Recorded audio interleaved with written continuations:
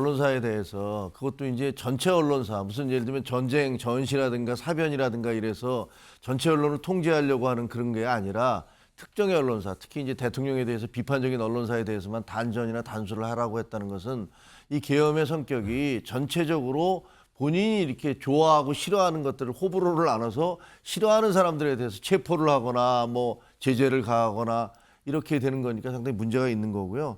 시간이 10시 37분이면 10시 23분부터 담화를 발표하기 시작해서 10시 30분 이전에 이제 뭐 개엄을 하겠다 그러니까 바로 그 직후란 말이에요. 보수층에서 최근의 여론조사에 뭔가 뭐 김문수 고용노동부 장관이 사기 주자로 떠오르고 있고, 그다음에 이분이 보면 좀 극우적 성격을 가지고 있어요. 그러니까 아스팔트 우파들과 오랫동안 인연이 있는 분이기도 해서. 근데 저도 한번 봤습니다. 어제 담화문을 봤는데 무슨 고용노동부 장관이 왜 담화문을 발표하지? 했는데 그게 이런 뭐 가짜 뉴스인데. 아침엔 피플 첫 번째 이상민 전 장관입니다. 왜 이제 장관도 내려놨는데 계속해서 나오는 거지 생각하실 수 있어요. 기사 같이 볼까요?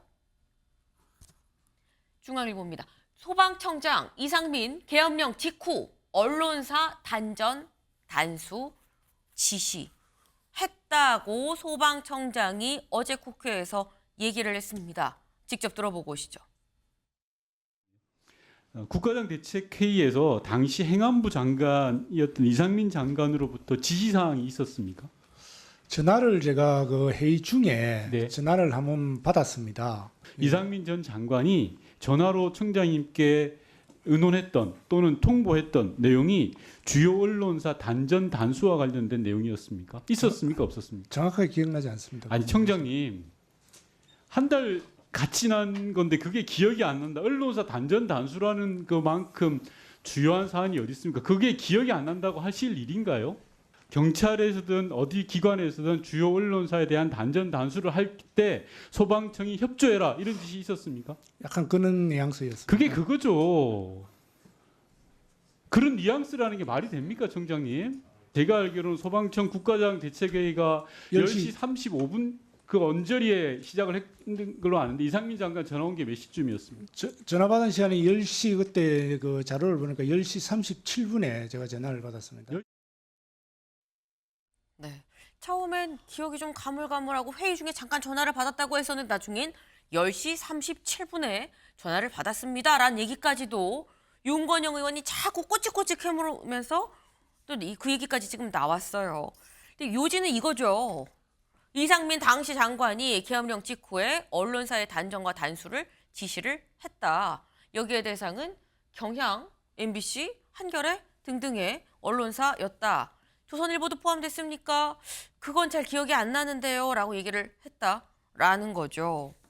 이게 맞는지 아닌지는 사실 명확하지 않아요. 소방청장의 얘기인 겁니다. 다만 여기에 대해서 김종혁 최고위원님, 이 사안에 대해서 생존 좀 주면이길 수 있는데 이상민 장관은 또 딱히 입장을 내지 않고 있거든요. 어제 나온 얘기인데.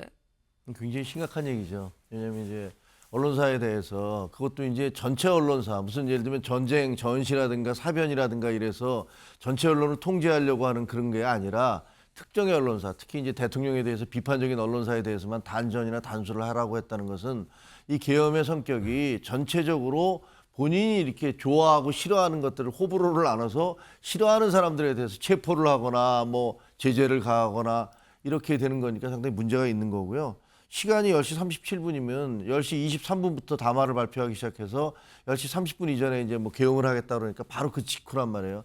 만약에 대통령과 이상민 장관이 통화한 내용이라든가 이런 것들이 나오게 돼서 네. 실제로 저게 확인이 되면 그 계엄의 정당성, 뭐 이게 야당에게 경고를 하기 위해서 했다라는 것 자체가 이미 뭐 국회를 무력을 그 군인들을 국회에 들여보냄으로 해서 깨진 거지만 더 심각한 그런 상황으로 갈 수도 있다는 느낌이 드네요. 네. 이게 만약에 사실이라면 너무나 심각한 일일 수 있다. 사실이 아니길 바랍니다만 정확한 건 수사를 통해서 밝혀져야 되는 부분이 있겠죠. 두 번째 인물 가봅니다. 두 번째, 김문수 장관입니다. 전 장관, 여긴 현 장관이죠. 고용노동부 장관이 왜 나온 것이냐. 기사 같이 볼까요? 김문수, 윤 지키는 최후의 전사. 가짜 특별 담화문 SNS에서 재확산입니다. 네. 지금 이 가짜 뉴스, 뭐 가짜 담화문 이런 것들이 막 돌고 있다는 거죠. 오늘 새벽에 정진석 비서실장은 본인 직접 쓴 게 맞아요. 맞는데 그거 아니고 이거 볼까요? 김 장관의 특별 담화문이란 제목으로 유포된 글에 윤 대통령은 반국가 세력의 거짓과 위선, 이 배덕과 선동에 결연히 맞서 싸우는 이 최초의 전사가 됐다. 김 장관은 윤 대통령의 뜻을 따르며 지키는 최후의 전사가 되려고 한다라는 내용이 담긴 가짜 담화문이 지금 SNS를 통해서 쭉 돌고 있다라는 겁니다. 약간 이 부분이 서영주 대변인님, 네. 왜 현직 장관이 갑자기 뭐 이렇게 쉽게 얘기해서 최상목 대 다음 순번도 또 아니기도 하거든요. 왜일까요? 지금 뭐 이제 그 보면은 그 보수층에서 최근의 여론조사에 뭔가 뭐 김문수 고용노동부 장관이 사기 주자로 떠오르고 있고, 그다음에 이분이 보면 좀 극우적 성격을 가지고 있어요. 그러니까 아스팔트 우파들과 오랫동안 인연이 있는 분이기도 해서. 근데 저도 한번 봤습니다, 어제.